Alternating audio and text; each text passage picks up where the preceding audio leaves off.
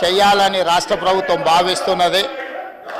కొన్ని దశాబ్దాల నుంచి మాదిగ ఉపకులాలకు సంబంధించిన లక్షలాది మంది యువకులు ఎస్సీ రిజర్వేషన్లలో ఏబిసిడి వర్గీకరణ కోసం వాళ్ళు పోరాటాలు చేస్తున్నారు. 27 సంవత్సరాల నుంచి ఉమ్మడి రాష్ట్రంలో కానీ ప్రత్యేక తెలంగాణ రాష్ట్రంలో కానీ ఏబిసిడి వర్గీకరణ మీద మాదిగ ఉపకులాల యువకులు పోరాటాలు చేయడం జరిగింది.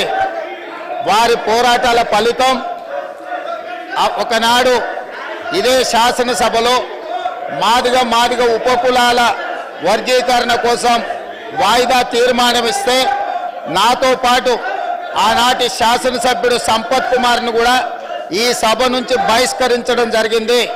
గత ప్రభుత్వం ఏబిసిడి వర్గీకరణ మీద కేంద్రానికి ప్రధానమంత్రికి విజ్ఞప్తి చేయడానికి అఖిల పక్షాన్ని తీసుకెళ్తామని చెప్పి తీసుకుపోకుండా మాదిగ సోదరులను మోసం చేయడం జరిగింది.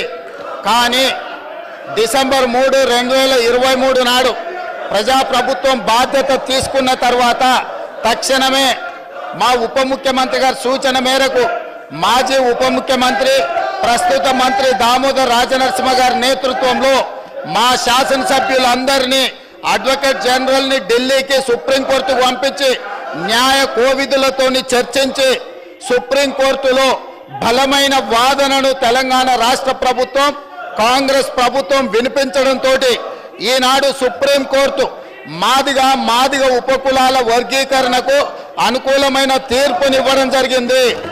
నేను మనస్ఫూర్తిగా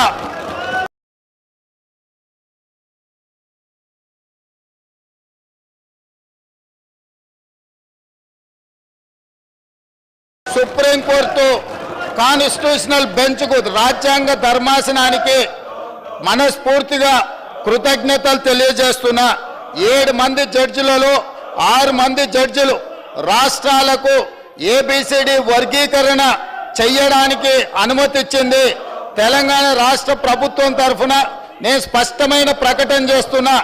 దేశంలోనే అందరికంటే ముందు బాగానే నిలబడి తెలంగాణ రాష్ట్ర ప్రభుత్వం ఏబిసిడి వర్గీకరణ అమలు చేసే బాధ్యత మా మిత్రులు మా మంత్రివర్గ సహచరులు మేమందరం తీసుకుంటాం.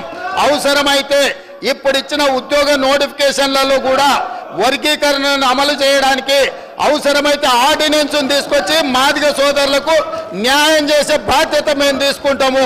కాబట్టి ఈరోజు ఈ సభ అందరూ కూడా ఈ అంశం మీద ఏకాభిప్రాయానికి వచ్చి మాదిగ ఉపకులాల వర్గీకరణకు సంపూర్ణంగా సహకరించాల్సిందిగా రాష్ట్ర ప్రభుత్వం తరఫున నేను విజ్ఞప్తి చేస్తున్నా. అధ్యక్ష,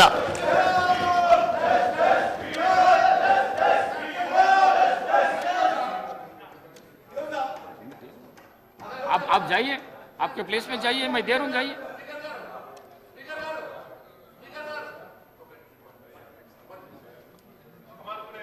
मैं आपको दिए तो आप बैठ गए. आप बात करो, अकबर साहब आप बात करो. महेश्वर रेड्डी गारू 1 मिनट वार माट दे दो सर, दे दे. अच्छा మాట్లాడండి. ధన్యవాదాలు స్పీకర్ గారు. ఇప్పుడే సుప్రీంకోర్టు ఇచ్చినటువంటి తీర్పు ఎస్సీ ఎస్టీ వర్గీకరణకు అవసరమైనటువంటి సుప్రీంకోర్టు చరిత్రాత్మకమైనటువంటి తీర్పు వెలువరించింది. నాటి 5 సభ్యుల ధర్మాసన తీర్పును కొట్టేస్తూ 7 ధర్మాసన సభ్యులతో కూడినటువంటి తీర్పు 6 సభ్యులు సపోర్ట్ చేస్తూ ఈరోజు ఈ వర్గీకరణను మరి ఆమోదించడం చాలా సంతోషం. నరేంద్ర మోడీ గారు 70 సంవత్సరాలుగా ఎవరు చేయనటువంటి సాహసం నరేంద్ర మోడీ గారు బాటిచ్చారు. వారికి అండగా నిలబడ్డారు. హైదరాబాద్ పర్యటనలో కూడా వారు వీరికి అండగా నిలబడుతున్నట్టుగా స్పష్టంగా వారు అక్కడ హామీ చేయడం జరిగింది. అధ్యక్ష, 30 ఏళ్ళ రాజకీయ చరిత్రలో ఇరుక్కుపోయినటువంటి ఎస్సీ వర్గీకరణ అంశం న్యాయమైనటువంటి పోరాటమని గుర్తించి ప్రధాని నరేంద్ర మోడీ గారు ఉద్యమానికి మద్దతు ఇచ్చారు. అధ్యక్ష, హైదరాబాద్ పర్యటనలో భాగంగా ఇందుకోసం పోరాడుతున్న నాయకులకు అండగా ఉంటామని హామీ ఇచ్చారు. అధ్యక్ష, ఇందుకు కేంద్ర ప్రభుత్వ పరంగా చేయాల్సిన ప్రయత్నాలు చేస్తున్నారు. అధ్యక్ష, అదే సమయంలో దేశ అత్యున్నత న్యాయస్థానం కూడా ఎస్సీ ఎస్టీ కుల వర్గీకరణకు అనుకూలంగా చెప్పినటువంటి తీర్పు చాలా సంతోషంగా ఉంది. అధ్యక్ష, దానికి సంపూర్ణమైనటువంటి మద్దతు భారతీయ జనతా పార్టీ తెలుపుతుంది. అధ్యక్ష, ఖచ్చితంగా ముఖ్యమంత్రి గారు కూడా ఈ వర్గీకరణను ఆమోదిస్తామని చెప్పినందుకు ధన్యవాదాలు. మేము ఖచ్చితంగా ఇది ఆమోదించి మరి మీరు కూడా ఖచ్చితంగా జీవో ప్రకారము మరి ప్రతి రిక్రూట్మెంట్లో కూడా ఈ వర్గీకరణ ఆమోదించాల్సిందిగా కోరుతా ఉన్నాం అధ్యక్ష. మరి ఎన్నో సంవత్సరాలుగా వారి కళ ఈరోజు నెరవేరినందుకు సంతోషంగా ఉంది అధ్యక్ష. ధన్యవాదాలు. Akbar sir. Honorable Speaker, sir,